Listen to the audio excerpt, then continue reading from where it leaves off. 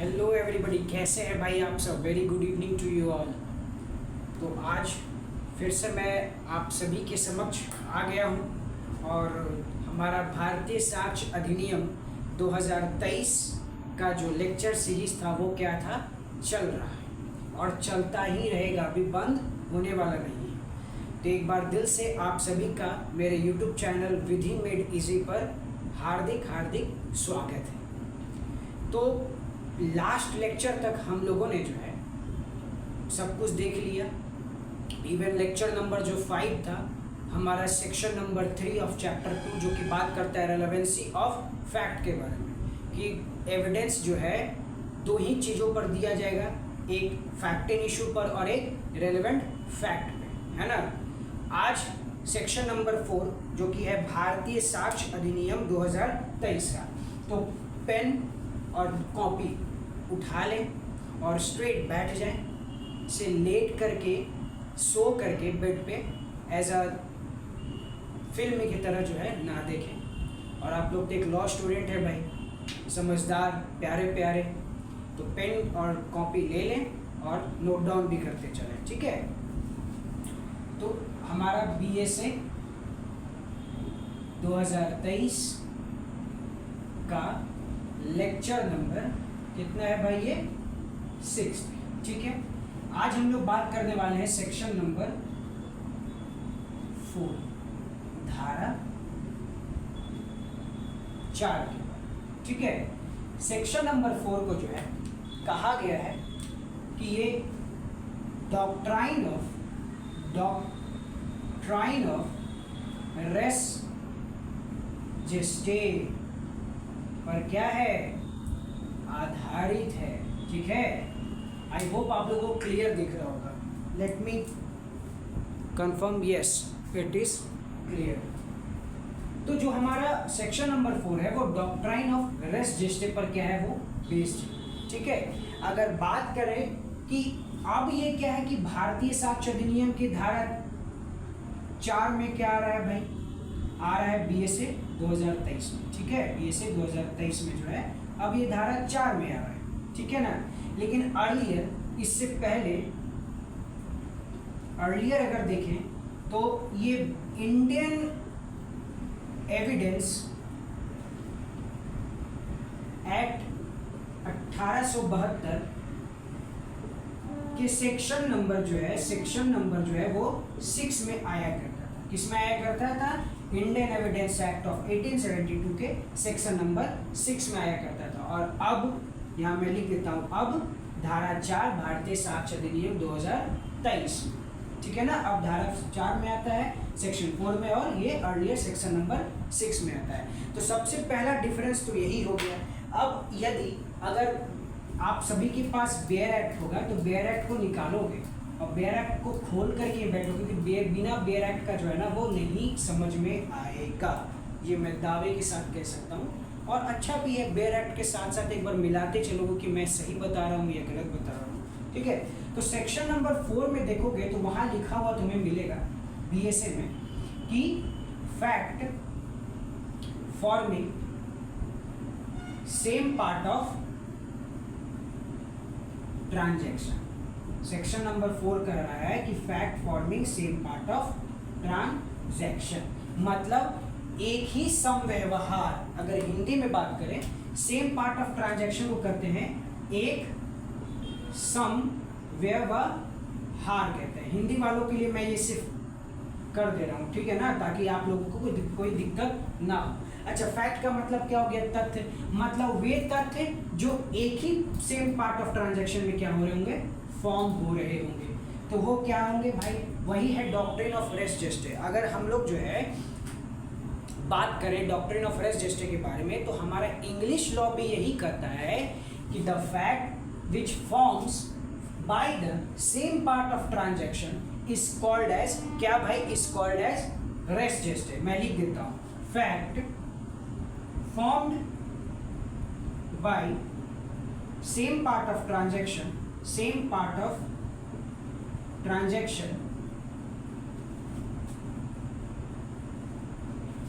is called as res जेस्टे, ठीक है ना।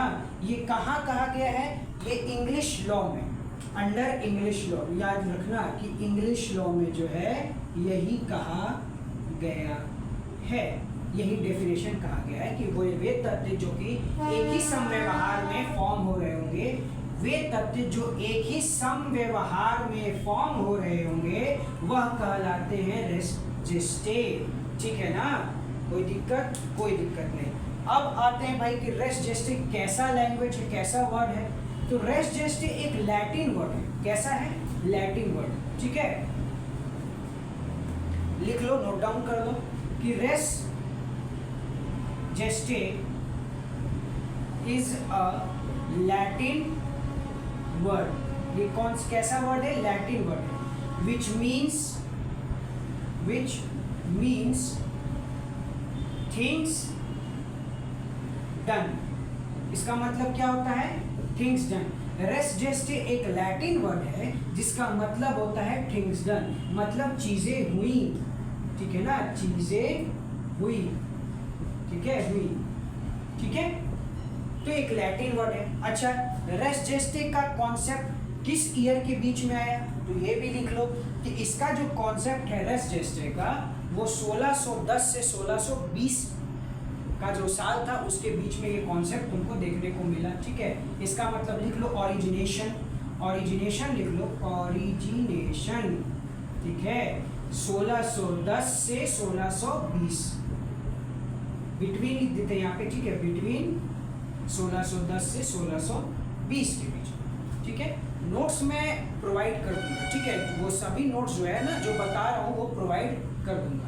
थोड़ा सा बाहर की आवाज़ों को अवॉइड करना, ठीक है। शाम का वक्त है तो थोड़ा बहुत आवाज़ आ जाता है, ठीक है ना, क्योंकि सामने में हाईवे भी है और साथ ही साथ रेलवे स्टेशन भी है, थोड़ा सा तो आ जाता है, तो उसको अवॉइड करना। होप यू ऑल माइंड नहीं करोगे आप लोग, ठीक है।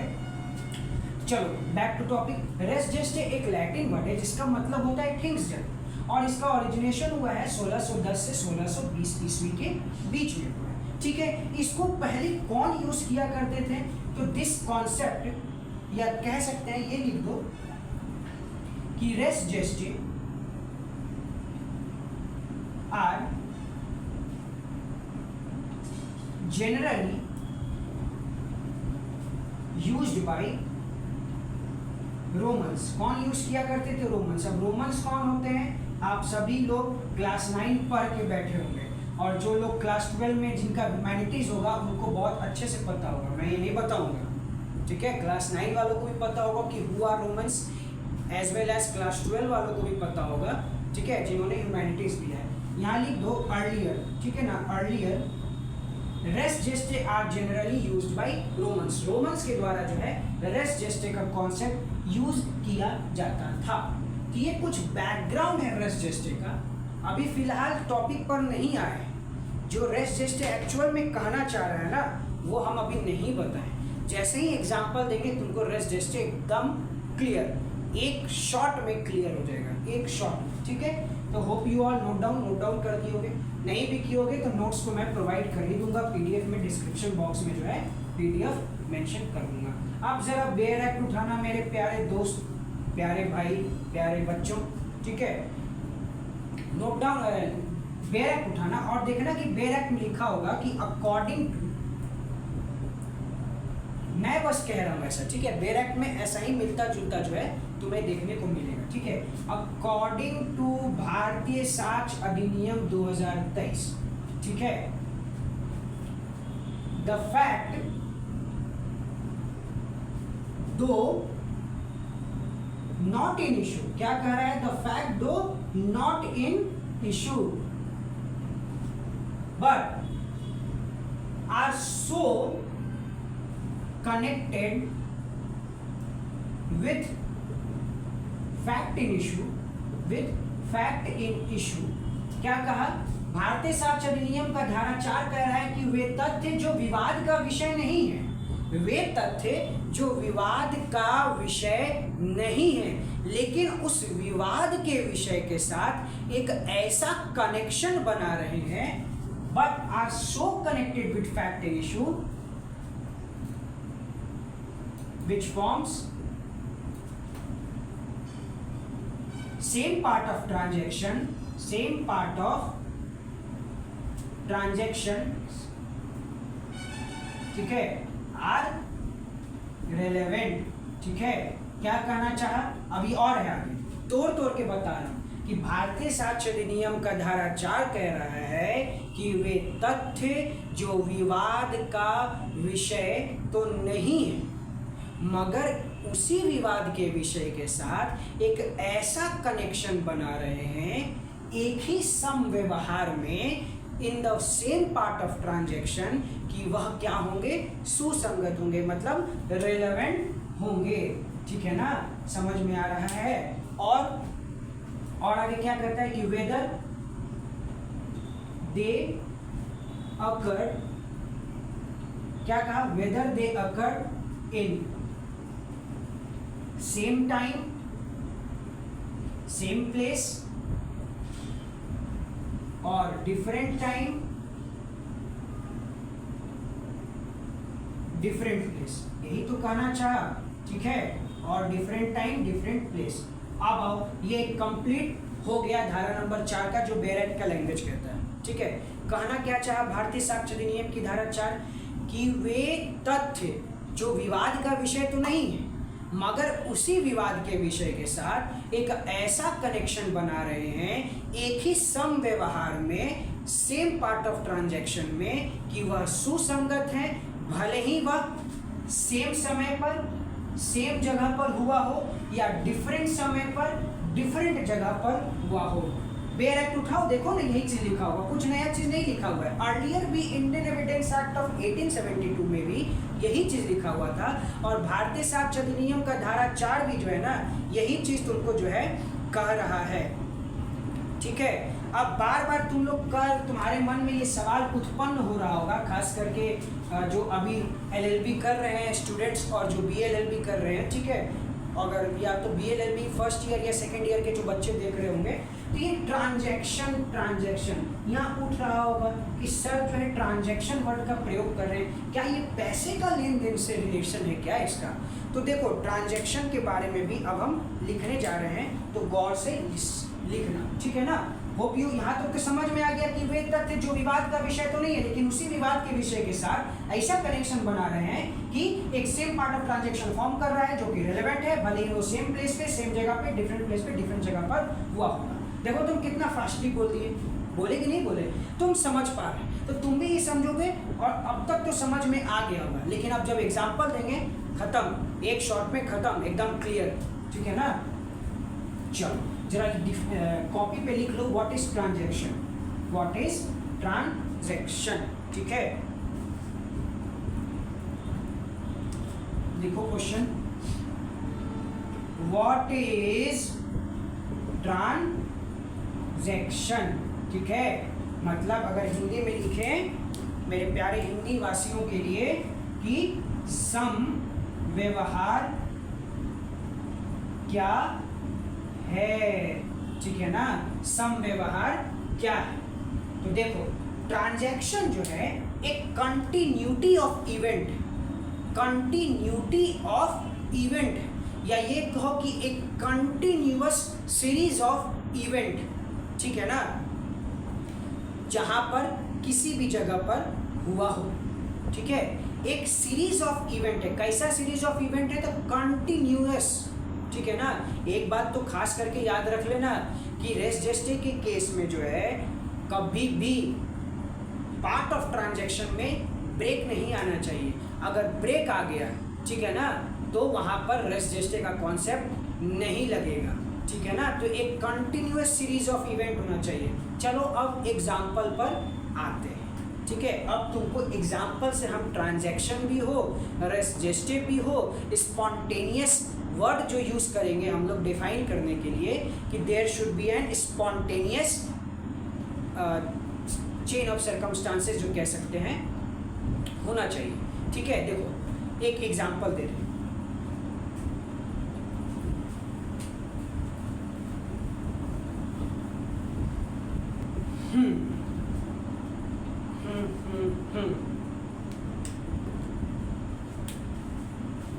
ये क्या है, ठीक है, ये एक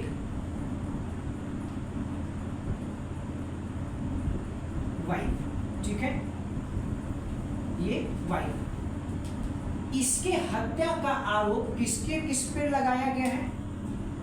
इसके पति पर, इसके ससुर पर। देखो यार, हिंदी में समझा रहे हैं ताकि दिमाग में अट जाए। चाहते तो अंग्रेजी में हम तो मस्त से समझा दें। ये मत कहना कि सर को इंग्लिश नहीं आ रहा है। अगर यहाँ तो भाई क्या है, हस्बैंड है, ठीक है, हस्बैंड्स फादर कह सकते हैं, या हस्बैंड्स फादर लिख दो, हस्बैंड्स फादर, ठीक है ना, ठीक है। और सासू माँ पर, सास पे लगाया गया है किसका? पत्नी के हत्या का आरोप किस पे लगाया गया है? हस्बैंड पे, सास पे, ससुर, ठीक है। आरोप ये लगाया गया है कि पत्नी को मार दिया गया, जान से मार दिया गया, ठीक है।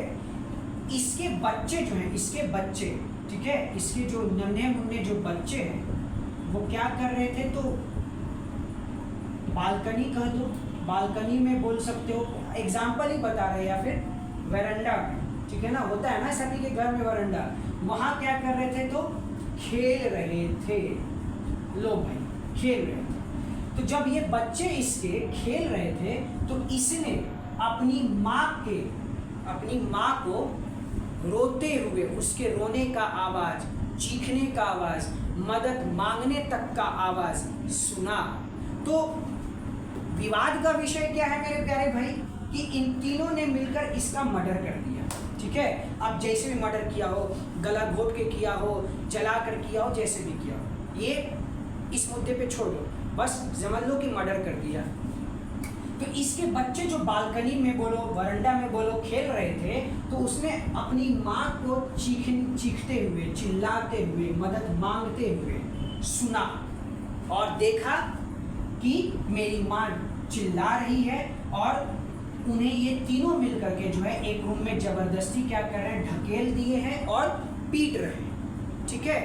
तो विवाद का विषय था मर्डर कर देना, लेकिन बच्चे सुने, माँ ने चिल्लाया, चीखा, मदद मांगा, ये सभी एक सेम पार्ट ऑफ ट्रांजैक्शन में फॉल करता है। तो रेस जेस्टे भी यही कहना चाह रहा है कि वे तथ्य जो विवाद का विषय नहीं है, लेकिन उस विवाद के विषय के साथ ऐसा आपस में कनेक्शन बना रहे हैं जो कि रेलेवेंट है, जो कि same part of transaction follow कर रहा है। तो देख रहे हो, गैप नहीं है, मारा जा रहा है तो पत्नी चिल्ला रही है, चीख रही है, मदद मांग रही है, सब उसी दरमियान तो हो रहा है, ठीक है।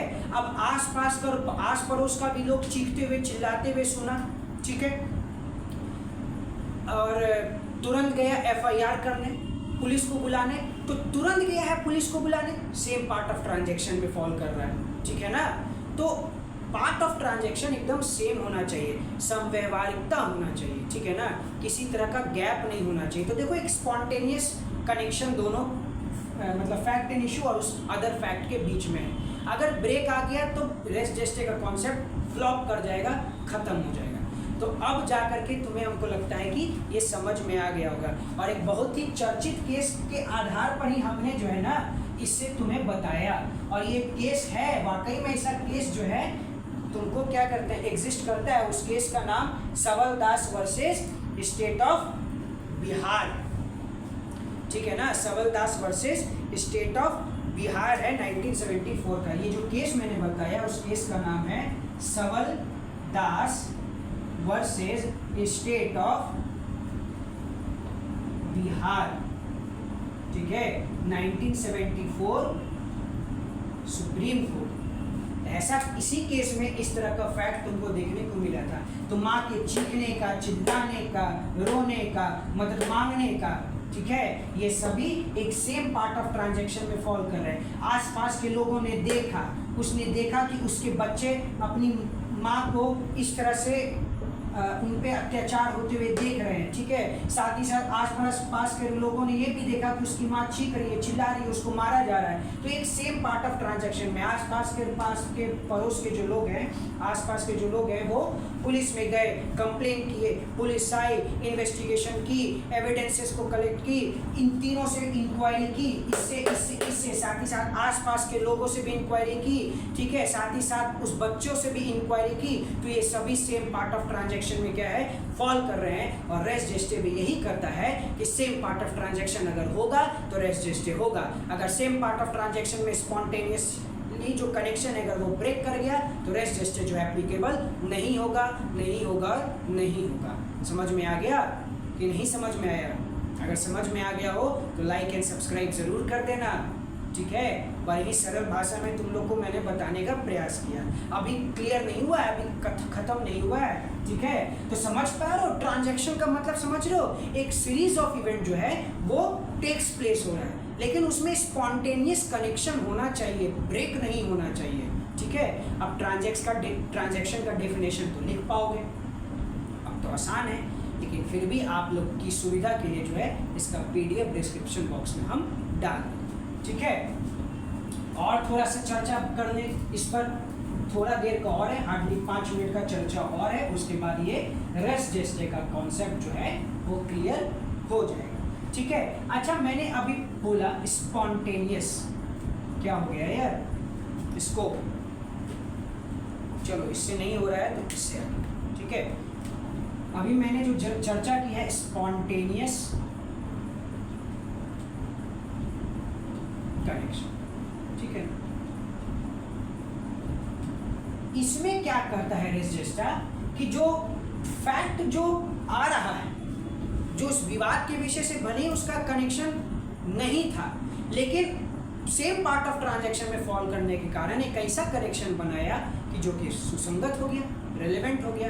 तो जो फैक्ट जो बना, ठीक है ना, जो डेवलप हुआ, वो क्या होना चाहिए, उसमें किसी भी तरह का फैब्रिकेटेड नहीं होना चाहिए, ठीक है। फैब्रिकेटेड मतलब कोई तरह का मिलावट नहीं होना चाहिए, स्क्रिप्टेड नहीं होना चाहिए, सब कुछ सडनली हुआ हो, ठीक है। साथ ही साथ नेचुरली होना चाहिए, ठीक है। साथ ही साथ अनडिजाइन होना चाहिए, बता ही दिए अभी कि कोई इसमें स्क्रिप्टेड का नहीं होगा, नहीं होगा, नहीं होगा, और ऑटोमेटिकली होना चाहिए। जो कुछ भी अगर हुआ है उस विवाद के विषय के कनेक्शन के दरमियान, वो सभी क्या होना चाहिए, ऑटोमेटिकली होना चाहिए। तो ये 4 पॉइंट है जिसको तुमको अपने आंसर में, साथ ही साथ जब केसेस पढ़ोगे वहाँ तुमको ये चीज़ देखना पड़ेगा। और अगर किसी केस में अगर इन चारों में से किसी भी चीज़ों का अगर कनेक्शन नहीं होगा, ठीक है ना, अगर प्रेजेंस नहीं होगा, तो तुम कोर्ट को बता सकते हो कि देखिए ना यहाँ पर तो फैब्रिकेटेड है, देखिए ना ये नेचुरली तो हुआ नहीं है, देखिए ये अनडिजाइन है, सॉरी ये डिज़ाइन है, स्क्रिप्टेड है, ठीक है। तो तुम्हें ये ध्यान रखना पड़ेगा। और ये सब जो चीज़ें हैं ना, किताब तो बता दिया, लेकिन जब तक केसेस पढ़ोगे नहीं, केसेस को पढ़ोगे नहीं, पिटिशंस को पढ़ोगे नहीं, चाहे मर्डर का केस हो, रेप का केस हो, ठीक है ना, इन सब केसों को जब तक पढ़ोगे नहीं, क्रिमिनल केसेस को, तो ये तुम्हारा फ्रैंकनेस नहीं आएगा। तो प्रैक्टिकल बात भी मैं बता दे रहा हूँ कि ये सब केसेस को पढ़ने के बाद, सर्टेन जजमेंट्स को पढ़ने के बाद, अभी जो मैं केस लॉस बताऊंगा जो जुडिशरी पॉइंट ऑफ व्यू से बहुत इंपॉर्टेंट है, और जुडिशरी में हमेशा इस तरह का केसेस प्रीलिम्स में जो है देखने को मिलता है, ठीक है ना।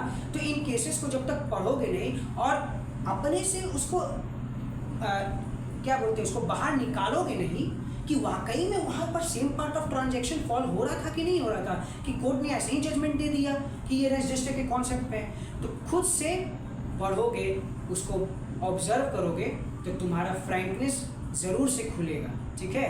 तो अब जो है हम लोग केस लॉस पे आते हैं। तो देखो मैंने बड़े ही सरल शब्दों में बता दिया, ठीक है ना। तो पसंद आ रहा होगा तो लाइक एंड सब्सक्राइब तो ज़रूर कर देना, ठीक है, और शेयर भी करना ताकि तुम्हारे दोस्त लोग जो है इसे देख पाएँ, ठीक है।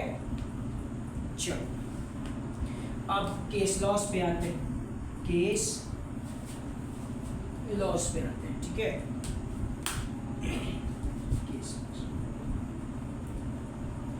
एक केस तो हम तुम लोगों को बता दिए अभी सवलदास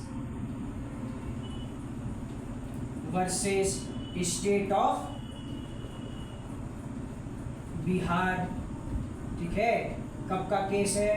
1974 सुप्रीम कोर्ट। दूसरा केस लिख लो, आर वर्सेस फॉस्टर। ये केस तो बड़ा ही चर्चा में रहता है और आप लोगों ने इस केस को के फैक्ट को जाना भी होगा। इस केस में क्या था? इस केस में था कि ये कंप्लेन आया था कि एक सर्टेन प्लेस पे जो है एक ट्रक वाले ने, मतलब एक गाड़ी वाले ने, ठीक है, मैं प्रिस्क्राइब नहीं करता हूँ, मैं क्लियर नहीं बोलता हूँ, तुम लोग पढ़ना उसको। अगर सब कुछ क्लियर कर दूंगा तो फिर पढ़ोगे ही क्या। तो एक गाड़ी वाले ने एक बी नाम के आदमी को क्या किया? मार दिया है। ठीक है, तो एक्सीडेंट कर दिया, उसका वहाँ पे मर्डर हो गया। पुलिस आई, वहाँ के आसपास के लोगों से, देखो विवाद का विषय हो गया कि एक गाड़ी वाले ने एक आदमी को मार दिया, मर गया। ठीक है, मार के भी भाग गया। पुलिस आई है इन्वेस्टिगेशन करने। उस क्या उसको हम लोग हिंदी में बोले, बहुत ही अच्छा वर्ड है हिंदी में, मौकाए वारदात पर क्या की है? पहुंची है। सुनते होगे ना फिल्म में कि पुलिस उस मौकाए वारदात पे गई, उस क्राइम स्पॉट जगह पे गई। ठीक है, तो उस जगह पे गई तो वहाँ के आसपास के लोगों से पूछी। तो ये जो पूछना हुआ और बताना हुआ लोगों का, आसपास के लोगों ने जो देखा होगा वो बताया होगा कि ये सभी सेम पार्ट ऑफ ट्रांजैक्शन में फॉल कर रहे हैं। तो पुलिस ने इसी तरह आसपास के लोगों से पूछा तो एक आदमी ने बोला कि सर हमने देखा तो नहीं है कि उस इंसान, मतलब उस गाड़ी वाले ने इस आदमी को मारा, लेकिन एक बहुत ही तेज रफ्तार के साथ ट्रक वहाँ से गुजरा है। बहुत ही तेज रफ्तार के साथ एक ट्रक गुजरी है। तो ट्रक का गुजरना सेम पार्ट ऑफ ट्रांजैक्शन में फॉल कर रहा है। इस आदमी का बताना सेम पार्ट ऑफ ट्रांजैक्शन में फॉल कर रहा है। पुलिस का पूछना सेम पार्ट ऑफ ट्रांजैक्शन में फॉल कर रहा है। अब उसके आगे का जो भी प्रक्रिया पुलिस अपना रही है तो सेम पार्ट ऑफ ट्रांजैक्शन में ही फॉल कर रहा है। ठीक है ना, तो अब तो क्लियर हो गया। अच्छा एक और बात नहीं, चलो केस लॉस के साथ ही बताएंगे, केस लॉस के साथ, केस लॉस। ठीक है, तीसरा केस है तुम्हारा G V Rao versus state of Andhra Pradesh. एकदम इसको तो स्टार मार्क कर लेना मेरे प्यारे भाई, आंध्र प्रदेश। ठीक है, इस केस का फैक्ट पढ़ना जरूर, लेकिन इस केस में कोर्ट ने क्या कहा है ये जरूर नोट डाउन कर लो। इस केस में कोर्ट ने जजमेंट में ये कहा है कि देखो, बार बार आप लोग के मन में ये सवाल उठता था कि क्या बोलते हैं, हियर से एविडेंस जो है वो कोर्ट में एडमिसिबल नहीं होता है ना। ऐसा कोर्ट उस पर डायरेक्टली रिलाई नहीं करती है। लेकिन जब रेस जेस्टे का बात करेंगे तो एक एक्सेप्शन है कि हियर से एविडेंस क्या हो जाता है, यहाँ पर इस एडमिसिबल हो जाता है, एडमिसिबल हो जाता है। किसमें? G B Rao versus state of Andhra Pradesh में कहा कि ये एक एक्सेप्शन है। ठीक है ना, रेस जेस्टे के कॉन्सेप्ट में कि हियर से एविडेंस यहाँ पर आकर के क्या हो जाता है, एडमिसिबल हो जाता है। खुद सोचो ना, पुलिस आई, ठीक है, और लोगों से पूछ रही है, मान लो कि जो बोला अभी आदमी कि एक ट्रक वहां से तेजी से गुजरा, ठीक है, उससे पहले किसी और आदमी को बताया कि जानते हो वो ट्रक बहुत तेजी से गुजरा है भाई, बहुत तेजी से, हो सकता है किसी को मार दिया। अब पुलिस सोचो कि उसी आदमी के पास गई और वहां पूछी कि क्या यहाँ पर एक्सीडेंट होते हुए देखे हो? बोला कि नहीं सर, एक्सीडेंट होते हुए तो नहीं देखे, लेकिन हमको ना ए नाम का आदमी बताया कि वहां से बहुत ही तेजी से जो है एक ट्रक गुजरा है। अभी देखो, उस समय तो बोले कि एक आदमी बताया कि हम देखें, और दूसरा आदमी क्या कर रहा है कि हम सुने ए नाम के आदमी से कि बहुत तेजी से ट्रक गुजरा है, तो वो एडमिसिबल हो गया, वो सेम पार्ट ऑफ ट्रांजैक्शन में फॉल कर रहा है। क्यों? क्योंकि रेस जेस्टे के कॉन्सेप्ट में G V Rao versus state of Andhra Pradesh ने ही कह दिया कि हियर से एविडेंस इज एडमिसिबल। तो इस केस को भी नोट डाउन कर लेना, जुडिशरी पूछ देती है कि हियर से एविडेंस को किस केस में एडमिसिबल किया गया है, या हियर से एविडेंस एडमिसिबल होता है तो कौन से डॉक्ट्रिन पे, तो डॉक्ट्राइन ऑफ रेस जेस्टे पे। ठीक है ना, क्लियर हो गया ना? बोलो, अरे पसंद आ रहा हो तो लाइक एंड सब्सक्राइब जरूर कर देना प्यारे मेरे भाई। ठीक है, चलो अब करते हैं। अब जो केसेस लिखवाता हूँ नोट डाउन करो और घर पे खूब बैठ करके उसको पढ़ना, उसके फैक्ट्स को पढ़ना, क्योंकि अब सभी फैक्ट्स को मैं बताने बैठूंगा तो लेक्चर बहुत लंबा हो जाएगा, बहुत लेंथी हो जाएगा, ठीक है। लेकिन जितना था मैंने उतना आप लोगों को क्लियर कर दिया। 3 केस बताए, चौथा लिख लो, आर वर्सेस बेटिंग फील्ड, ठीक है ना। आर वर्सेस बेटिंग फील्ड का भी एक केस है। अच्छा, इस केस में देखना ना कि कभी कभार जुडिशरी जो है ना जजे का नाम पूछ देता है कि इस केस में जज कौन थे। तो इस केस में जो जज थे उनका नाम था कॉक बर्ड, ठीक है, ये भी नोट डाउन कर लो। एक याद रख लो, क्वीन वर्सेस अब्दुल्ला, ठीक है, अब्दुल्ला। एक याद रख लो, रतन वर्सेस द क्वीन का मामला, ठीक है। और याद रख लो, पखला नारायण स्वामी भी याद रखना, ठीक है। ऐसे पखला नारायण स्वामी बहुत ही लैंडमार्क केस है भाई। इनकल्पेटरी और एक्सकल्पेटरी कन्फेशन को वहां पे बताया, जब कन्फेशन पढ़ाऊंगा, ठीक है ना, तो वहां इस केस को लिख लो पहले, पखला नारायण स्वामी वर्सेस एम्परर, ठीक है, वर्सेस एम्परर। ये 1939 का केस है, ठीक है ना, प्रिवी काउंसिल के द्वारा जो है, प्रिवी काउंसिल के द्वारा दिया गया, ठीक है। तो पखला नारायण स्वामी वर्सेस एम्परर 1939, इसमें भी पढ़ना ना कि वहां पर भी तुम खुद से ऑब्जर्व करोगे कि सेम पार्ट ऑफ ट्रांजैक्शन में फॉल कर रहा है कि नहीं कर रहा है, ठीक है ना, वहां पर भी लगेगा, पता करना, लेकिन पढ़ना जरूर, ठीक है। ऐसे बोलोगे डिस्क्रिप्शन बॉक्स में उसका भी हम जजमेंट का PDF डाल देंगे, लेकिन अपने से खोजो, इंडियन कानून पर जाना, जजमेंट मिल जाएगा, सभी का जजमेंट तुम्हें मिल जाएगा, ठीक है। तो पखला नारायण स्वामी वर्सेस एम्परर 1939 के बारे में बता रहे थे कि जब कन्फेशन पढ़ाएंगे तो वहाँ इनकल्पेटरी और एक्सकल्पेटरी कन्फेशन के बारे में जब बताएंगे ना, तो इस केस में भी बताया गया है, अब बड़ा ही अच्छा से बताया गया है कि कब कन्फेशन इनकल्पेटरी कहलाएगा, कब कन्फेशन एक्सकल्पेटरी कहलाएगा, ठीक है। खैर, एक और केस लिख लो, ऊपर यहाँ रब कर देते हैं, एक नहीं 2 केस लिख लो यार, 2 केस बच रहे हैं, ठीक है ना, 2 केसेस अब बच ही रहे हैं। 8वां लिख लो भाई, सुखार versus state of Uttar Pradesh, ठीक है ना। और 9वां लिख लो, श्याम नंदन वर्सेस, आवाज आ रहा है ना, Shyam Nandan versus state of Bihar, Shyam Nandan Singh versus state of Bihar, Shyam Nandan Singh versus state of Bihar. तो इतना केस हम तुमको बता दिया। अरे और भी केस है, लेकिन ये 9-10 केसेस जो है ना बहुत ही चर्चा में रहने वाले केस हैं और जुडिशरी के पॉइंट ऑफ व्यू से जो है ना बहुत ही इम्पोर्टेंट। तो आई होप कि हम आपको जो है रेस जेस्टे बड़े ही सरल शब्दों में और आसान तरीके से समझा दिए। अगर कहीं डाउट हो तो कमेंट बॉक्स खुला है आप ही लोगों के लिए, बेझिझक पूछना और जितना डाउट हो पूछ डालना, ठीक है। तो ये रहा केस लॉज और इसका हम PDF डिस्क्रिप्शन बॉक्स में भी डाल देते हैं, तुरंत डाल देंगे वीडियो अपलोड होने के बाद। और मिलेंगे अब हम लोग नए लेक्चर में, धारा 5, ठीक है, जो कि 5 चीज़ों पर बेस्ड होगा। धारा 5 चीज़ों पर बेस्ड होगा, ठीक है ना। अर्लियर ये धारा किस पे आता था, तो धारा नंबर 7 पे होता था, इंडियन एविडेंस एक्ट पे, ठीक है। तो हम लोग मिलेंगे उसमें और उसको भी हम कोशिश करेंगे। अगर आप लोगों का स्नेह और प्यार ऐसे ही मिलता रहेगा तो ज़रूर कोशिश करेंगे, एकदम दिल लगा देंगे उसमें, एकदम पक्का 100% देंगे कि वो कॉन्सेप्ट भी एकदम क्लियर कर दें। जैसे इसको हम एक शॉट में कोशिश किए क्लियर करने का। फिर भी कोई डाउट हो तो ज़रूर पूछना। तो मिलते हैं नए लेक्चर के साथ। खुश रहो, ख्याल रखो, मुस्कुराते रहो और खूब मन लगा करके, वरना पिटाई लगाएंगे। चलो, प्रणाम, बाय बाय, गुड नाइट।